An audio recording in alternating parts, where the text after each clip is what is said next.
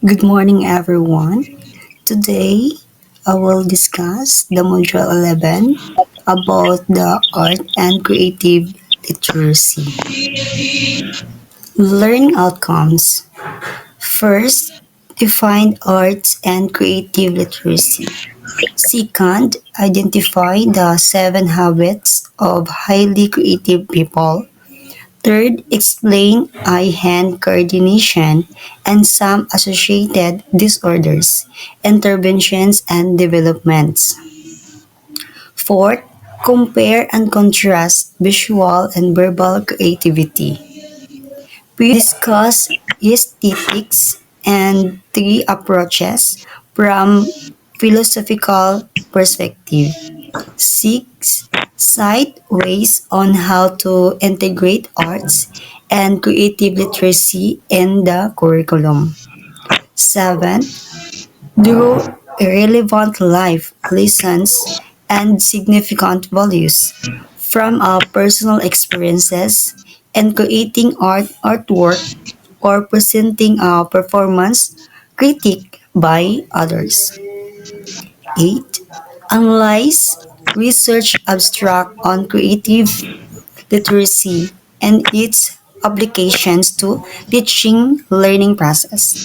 Lastly, create an artwork and evaluate it using self-made assessment rubric. Art and creative literacy. According to Sanit al. 2019, creativity is the process of having original ideas that have value. Moreover, creativity is the ability to see the world in new ways. Therefore, creativity individuals exhibit the ability to switch between different modes of thinking and shift their mental focus that suggests a connection between creativity and dynamic interaction of brain network. So for the definition of creativity for San et al. Is defined here as the ability to generate original ideas that have value. Not just something new, but something meaningful or useful. It also includes the ability to see the world differently, to perceive things from new angles, challenge assumptions, or imagine familiar situation. According to San et al. 2019, this creative ability is linked to brain's flexibility, particularly the interaction between brain network. Amo na siya ang kay San et al. It's iya pag sang art and creative literacy is creativity as original and valuable ideas. Next, clockwise creativity is the act of turning new and imaginative ideas into reality. Henceforth, it is characterized by the ability to perceive the world in new ways, to find hidden patterns, to make connections between seemingly or unrelated phenomena, and to generate solutions. It involves two processes. Processes thinking, then proceeding by Naiman 2011. So, according to Naiman, is creativity as imagination turned into reality. Creativity is not just thinking, it's also doing. Proceeding. According to Naiman is creativity as has two stages. First, thinking. Second, producing.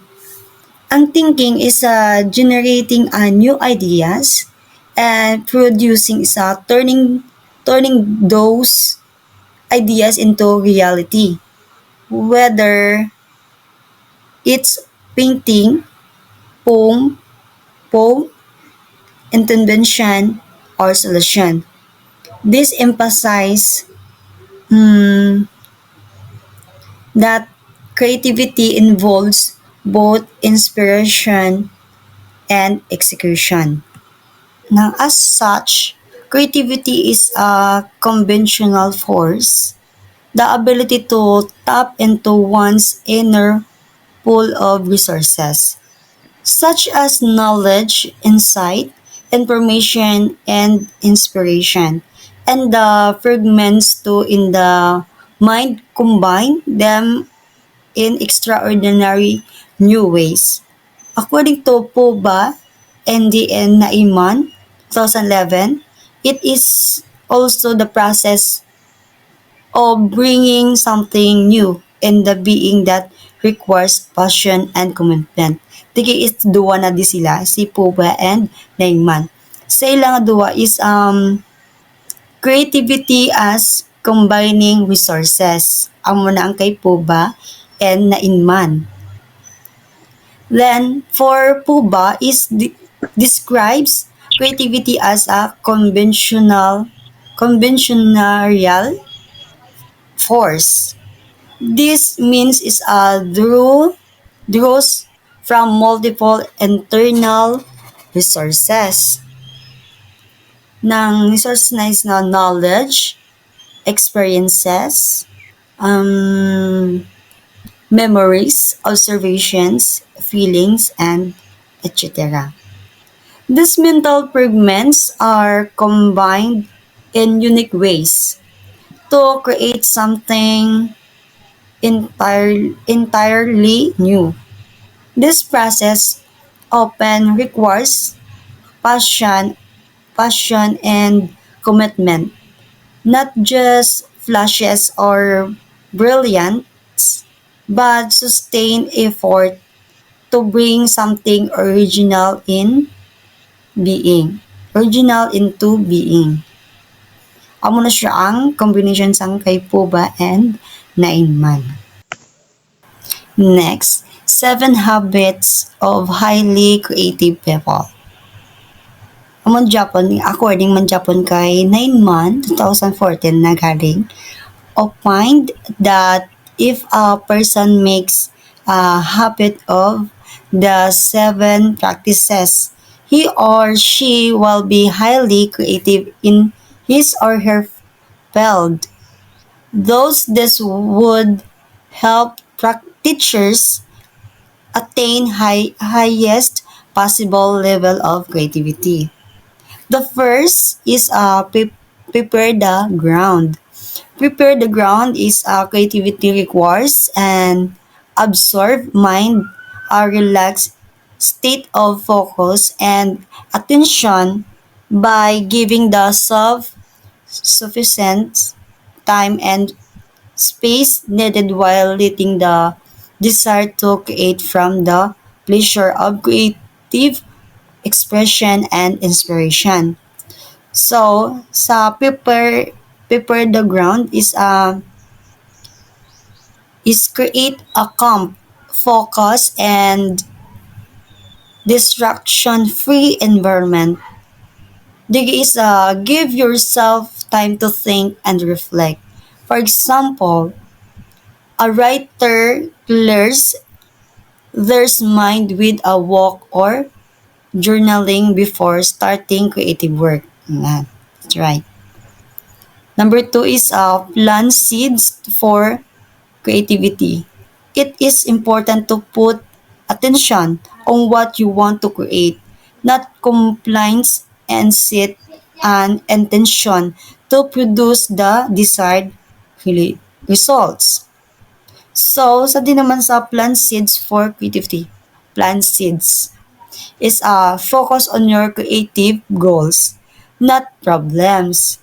Set a clear intention for what you want to create. For example, An artist na visualize the community themes rather than the isolation when planning a piece. Kung siya ang planted for creativity. Next, number 3 is live into question or live into question. Ask questions instead of trying to find immediate answers, and pay attention to question that other people asked. Di naman sa live into question is a stay curious, ask open-minded questions, and resist the urge to find quick answers. For example, a designer wonders how to design the furniture using the recycled materials, leading to innovation. Siyempre mabago siya. Paano niya ma-recycle ang mga design sa mga furniture. Number 4, feed your brain. Get interest in something that letter can provide you wisdom and ideas if you learn to make connections between people, places, and things that are not usually connected. The feed the feed your brain is a expose yourself to diverse knowledge and experiences to make unexpected connection. Number 5, experiment and explore.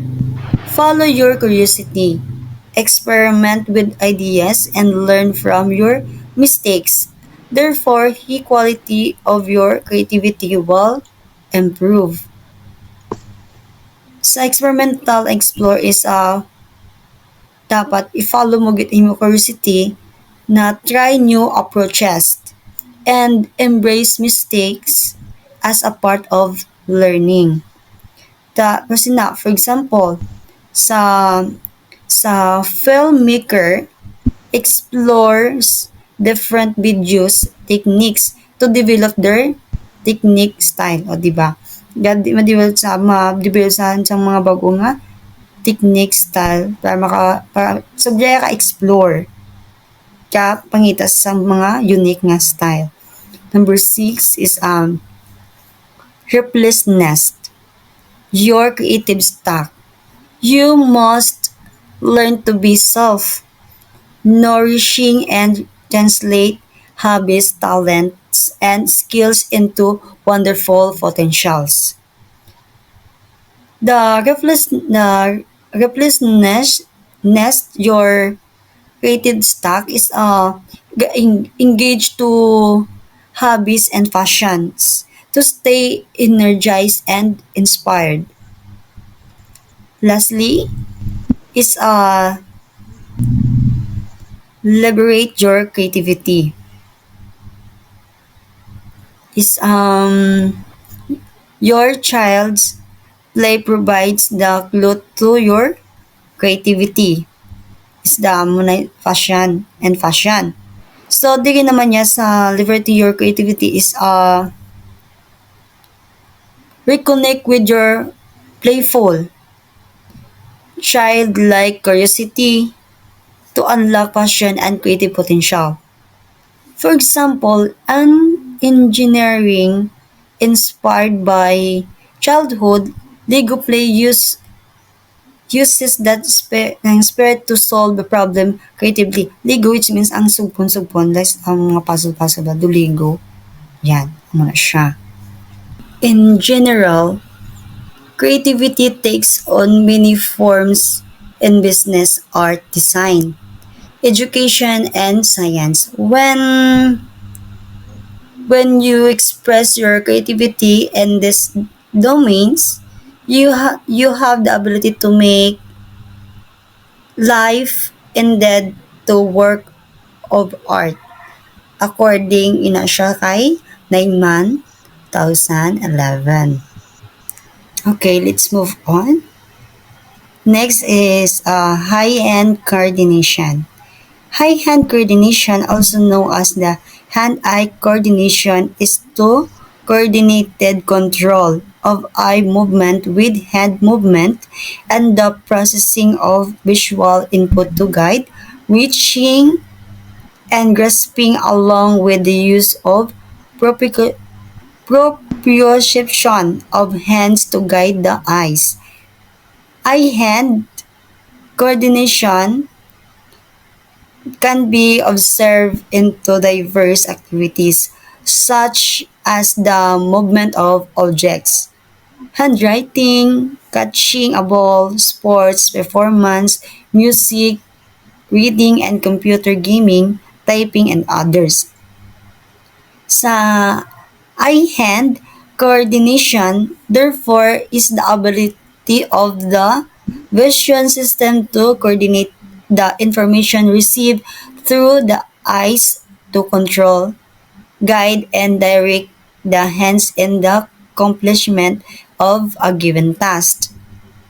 Hand-eye coordination is the important for child development and academic success, which is equally important among the adults too we and countless activities on daily basis.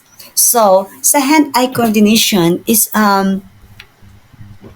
in short is it it becomes part of the mechanisms for performing everyday tasks. Is without it, people would be unable to carry out even the simplest action in daily life. And eye-hand coordination is also called the hand-eye coordination or pwede yung baris karanay. Eye-hand or hand-eye is the ability of your eyes and hand to work together to perform tasks.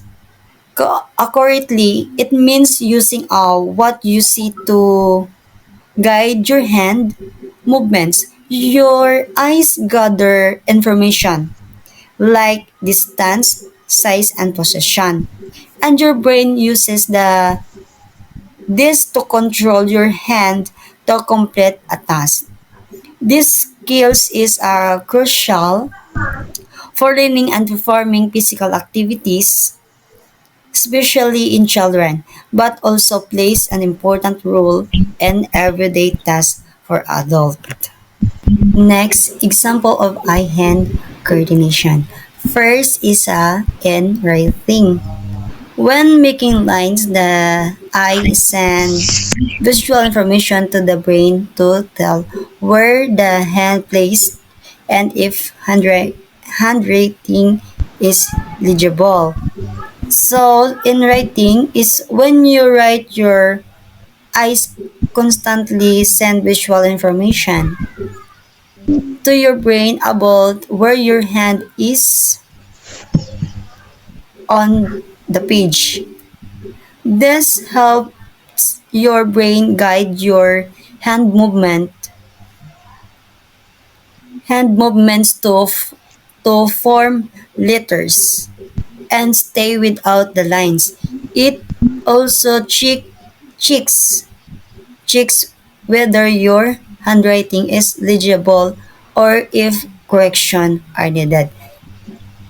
At sa una, di ba, magsulat ka is sa una, may lines na may utod na sinasunod ta. Sa nada ko kita is, may ara na kita ya is, nga wala kita gasunod sa mga dati ina, ato na lang gisulat is ang red, ang blue, red, blue. Kundi hindi magsulat sa letter. Amo naton guide. O nasa, for example, is the student writing an essay, magsulat na sa, watches the paper as they form each word. If a letter is too big or crooked, they adjust their hand movement to fix it. Next, typing on a keyboard.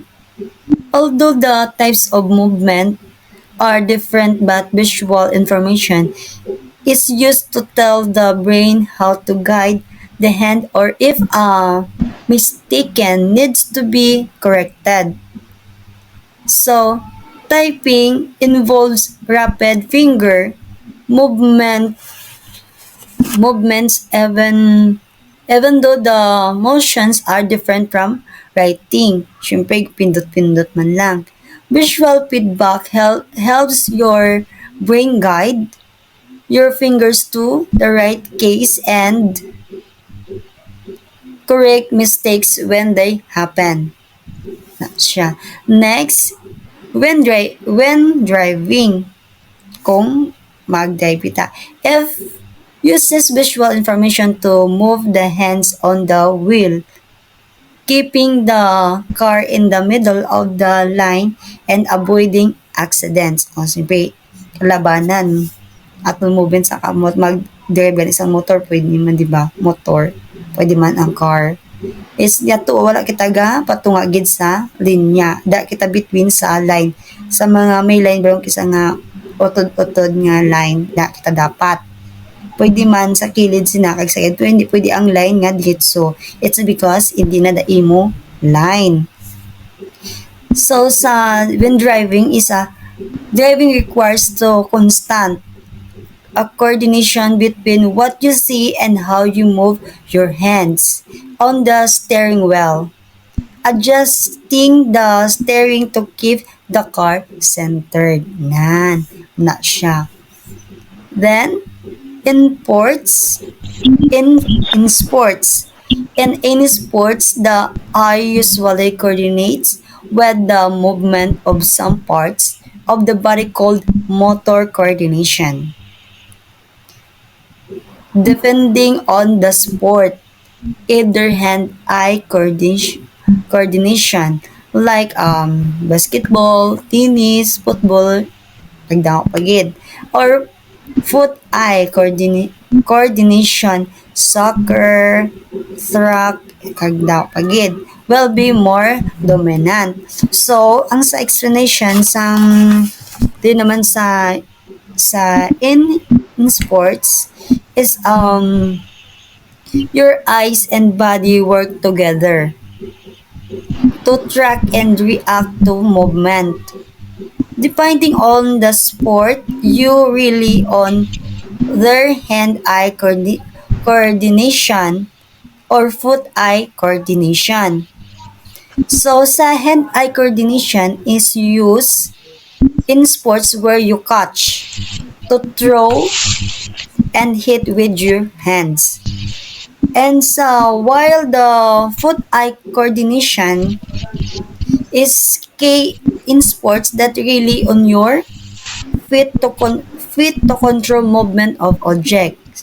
For na ang sa basketball, hand-eye, syempre kapaumpok, tapos pa-shot sa mata, ang sight, ang kundi yung pasod ng bola o di mo ipasa.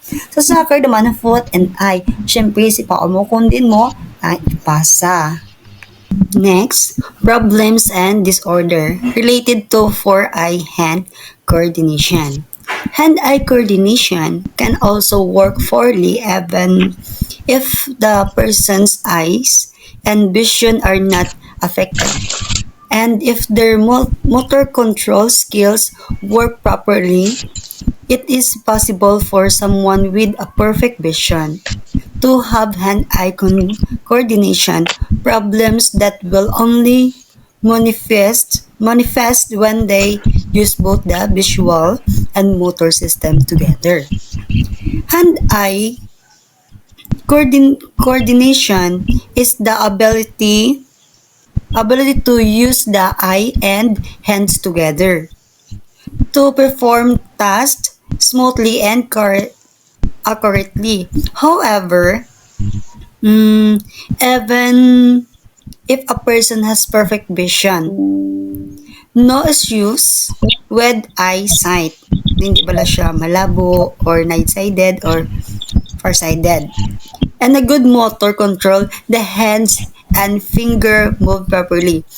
Siyempre, makahulag sa maayo kung anong for example, mag-start sa blackboard, kung layo, kung may eye condition ka, siyempre, hindi masyado makita.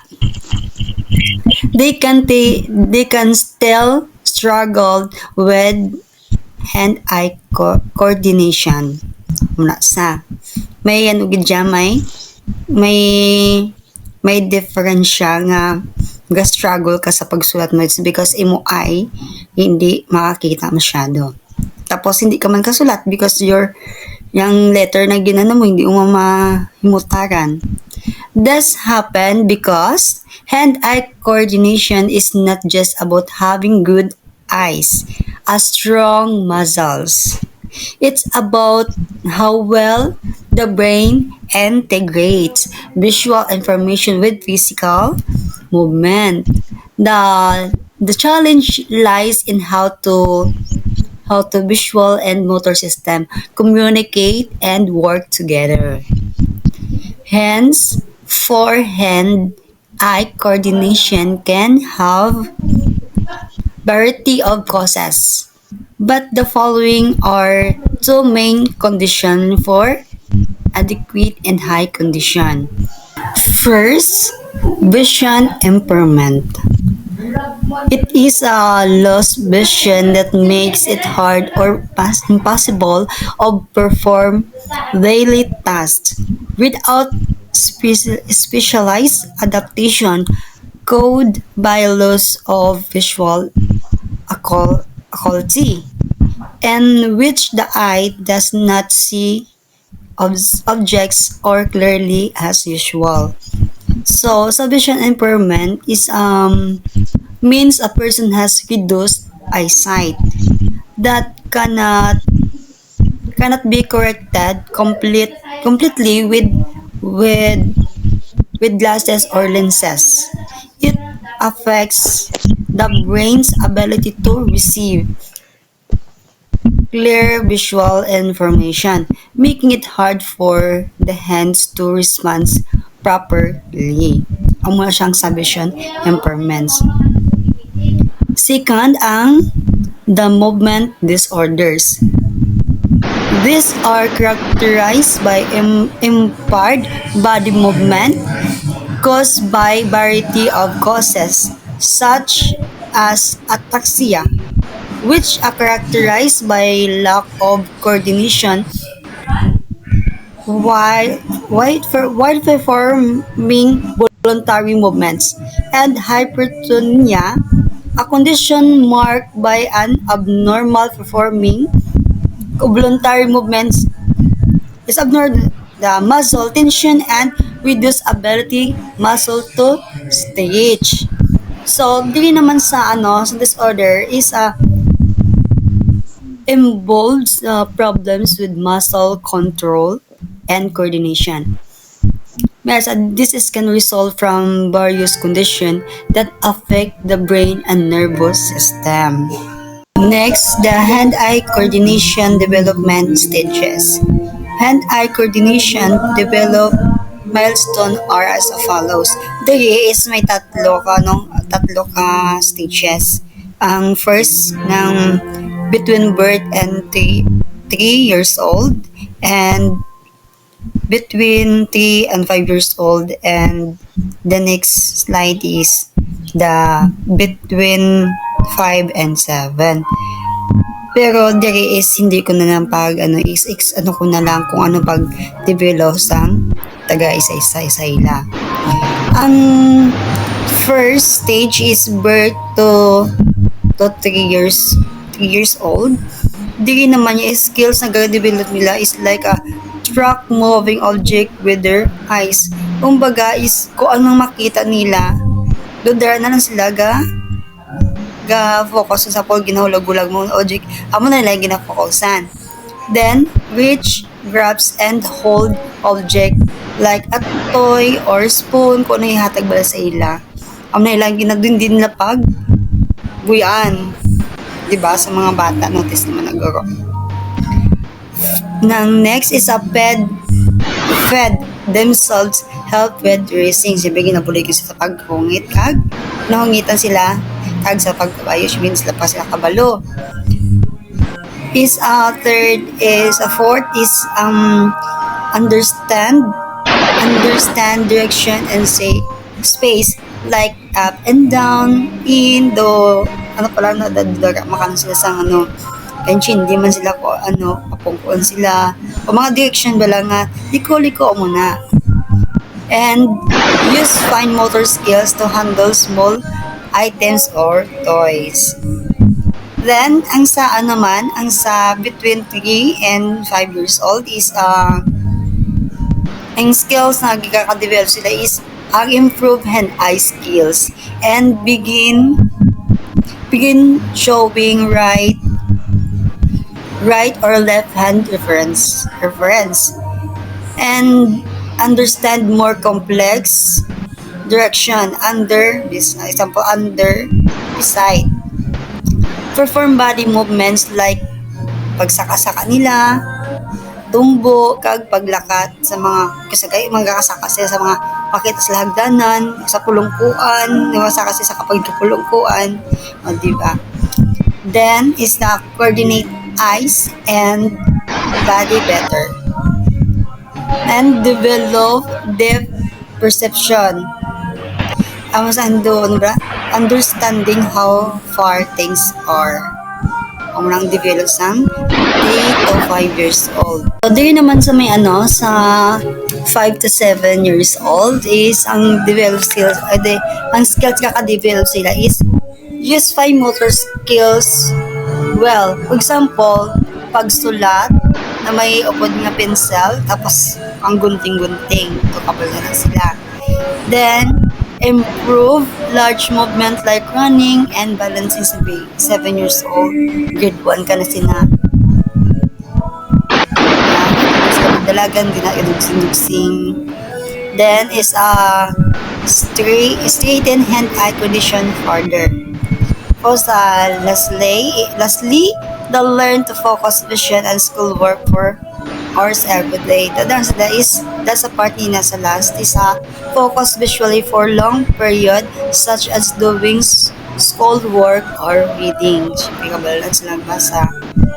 O hindi tanan grade 1 kabalang basa. Para ang development sa sang 5 to 7 years old. Okay, next. Visual literacy. Visual literacy, it is a concept that relates to art and design and has much wider application. It is about language, communication, and interaction. Visual media is a linguistic tool with which we communicate, exchange ideas, and navigate our highly visual digital world. The term was first coined in 1969 by John Bides, who was the founder to International Visual Literacy Association, DBS. Ang visual literacy refers to a group of vision competences a human being can develop by seeing, having, integrating other sensory experiences. So, sa visual literacy is about reading images as a form of communication, interpreting their meaning, and using that understanding in the same way we use traditional reading skills with written text. With the other term, the visual literacy as first introduced in 1969 by John Davis who founded the International Visual Literacy Association or IVLA.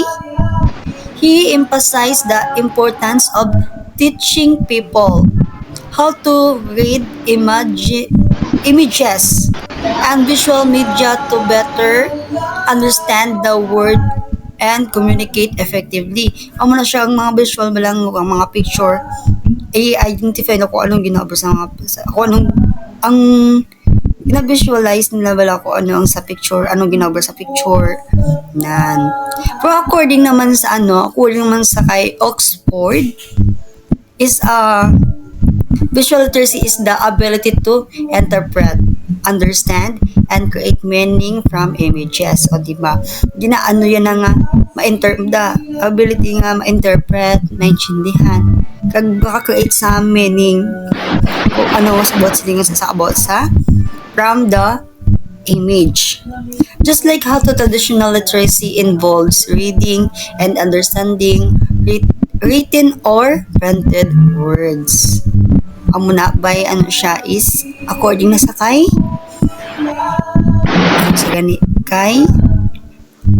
Oxford na Oxford. Okay. Next is the verbal creativity. Ang verbal creativity is the ability to produce original and useful ideas using language. Hindi ko na sa ipag ang nagijatanan kay syempre damo. Yan ko na lang siya is like a summarize. So, ang verbal creativity is today's fasting, changing, and complex word creativity is more important than ever. It helps individuals adapt flexibly to new and evolving situations, acting as a crucial skill for personal and professional success. Nakasulat mo da kayo is kay according to Ronco 2004 and Fink et al.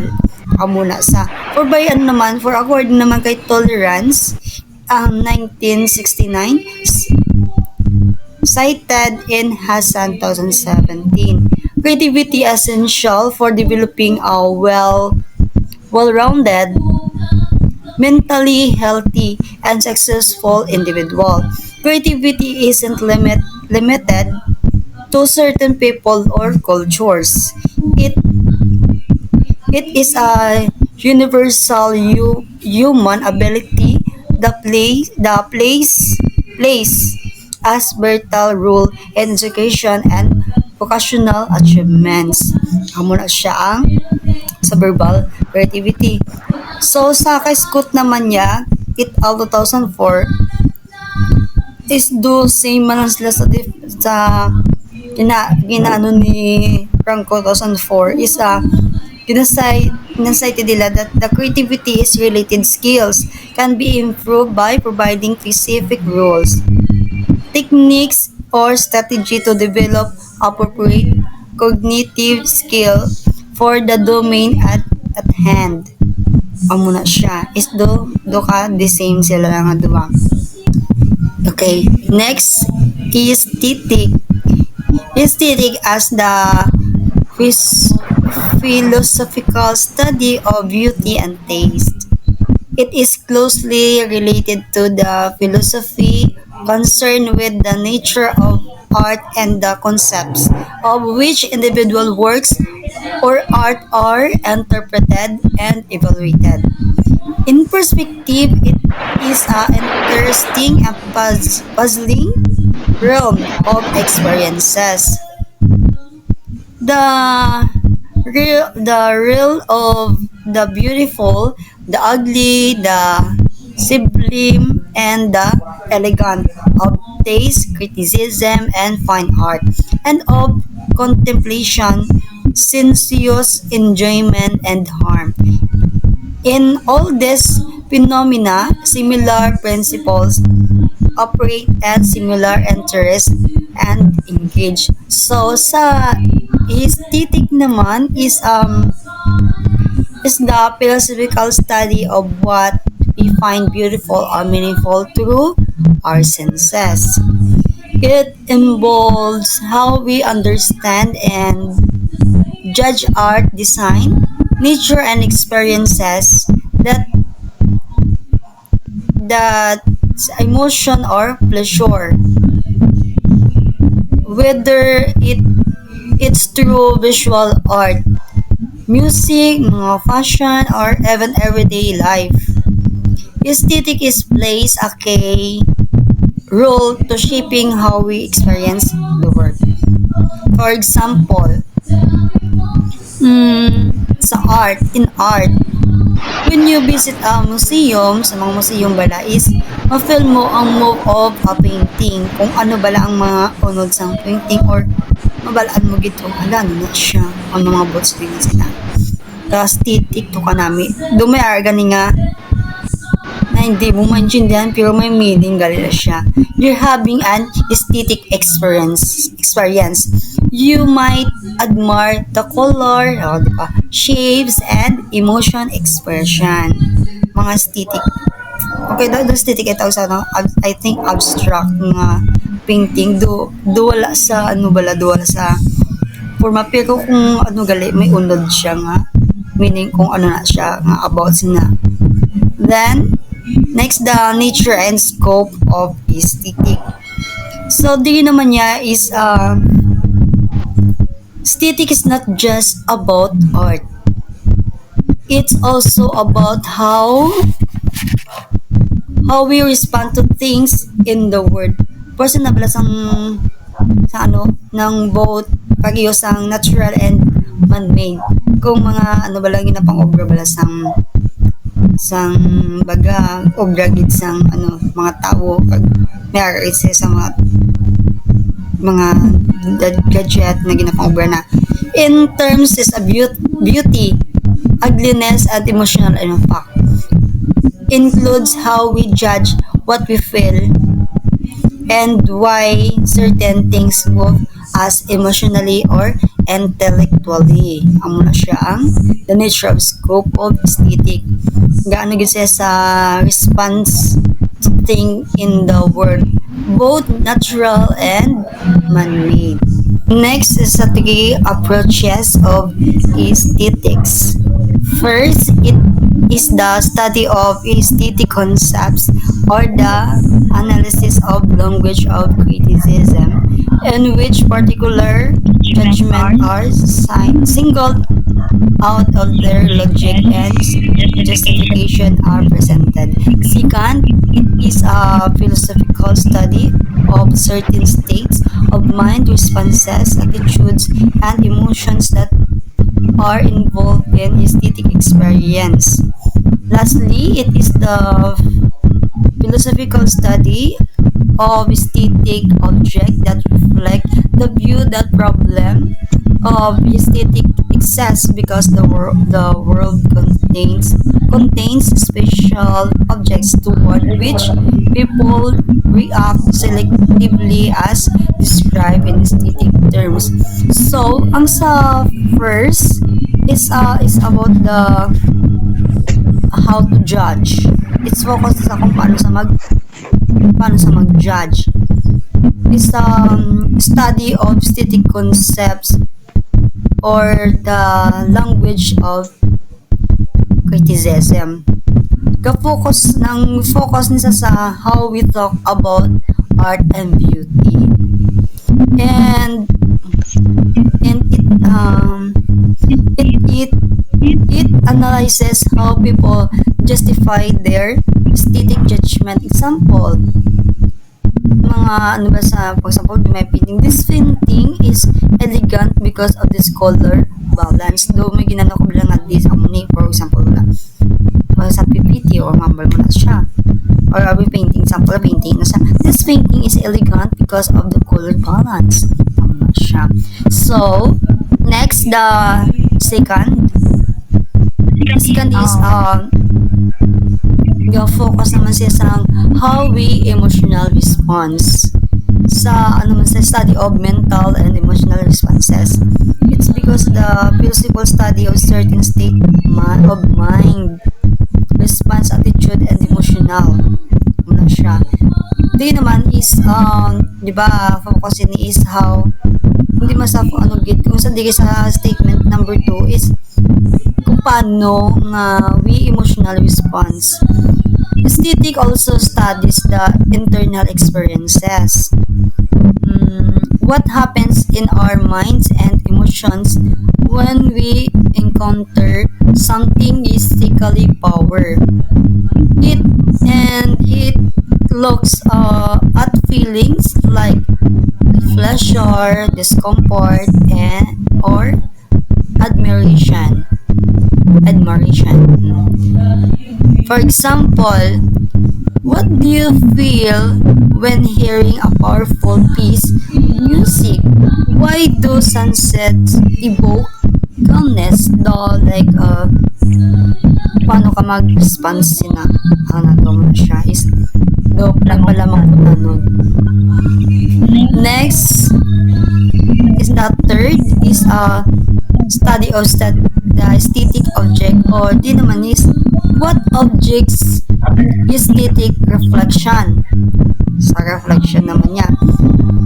Di naman, this approach is considers that certain objects or scenes or in art or nature evoke aesthetic responses because of their features. Then, they emphasizes that some things draw selected attention due to shape, color, balance, symbolism, or emotional resonance. For example, ang mountain range or sculpture may naturally stir deep aesthetic responses, prompting philosophical inquiry into why and how that happens. Muna ang tatlo ka approaches of aesthetic. Okay. The last topic of my report is the integrating art and creativity literacy into the curriculum. First, physical environment. Design a physical environment to support creativity such as a castle design, school building, wall architecturally design, edifice, roofs and ceilings, creative murals, beautiful garden landscape, colorful blocks and benches in the math and science garden, structured music and arts studio and atelier, students lunch, a free theater, argument again. So, sa physical environment naman is creative spaces with inspiring the architecture, color and design. For example, Morals Garden, diba? Morals Garden stimulate imagination. Ano siya? Next, the emotional environment. So, dito naman sa emotional environment is respectful, safe, and atmosphere. Encourages risk-taking and learning from mistake. Diba? Naka-learn siya sa iyang sala. Siyempre, ang ginatapat. Project-based learning o PBL. Real-world meaningful subjects allow students to express ideas and build creativity over time. Ang muna ang project-based learning is the real-world meaningful subjects.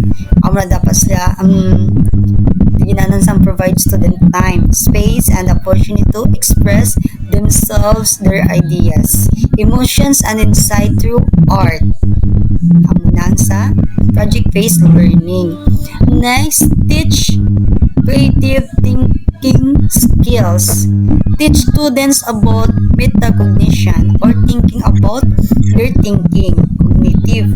Even to the little ones through the process of brainstorming, reasoning, comparing and contrasting, problem-solving, concept mapping, analyzing, evaluating, and more. So, sa sa teach creative thinking skills is to encourage the metacognition and strategies like brainstorming and mind mapping to develop creative thought.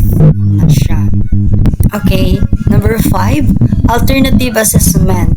instead of just a worksheet or an assignment rather, provide different authentic assessment like performance, systems design, product or output making, visual art, arts creation, task-based, project-based, portfolio, and others provided with rubrics and other form of metrics. So, sa alternative assessment is use real world man Japon. Use real world artistic or performance-based tasks instead of traditional tasks to measure creative learning.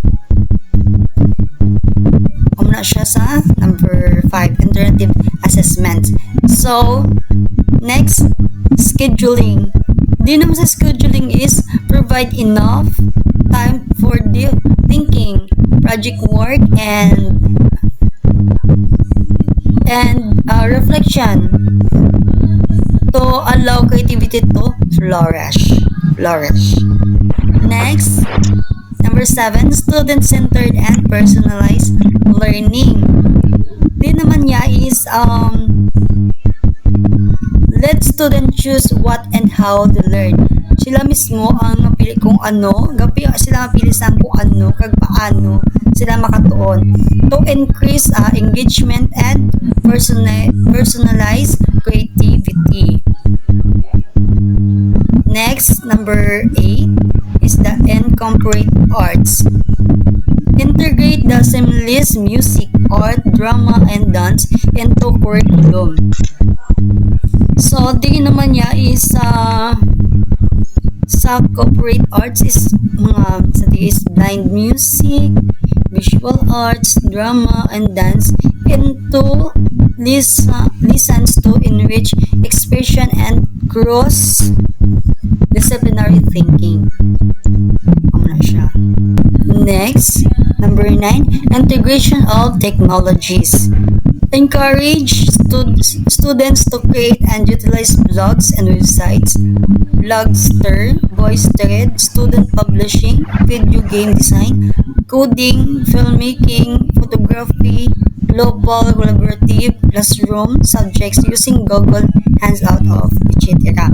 So, di naman sa use technology is empower student to create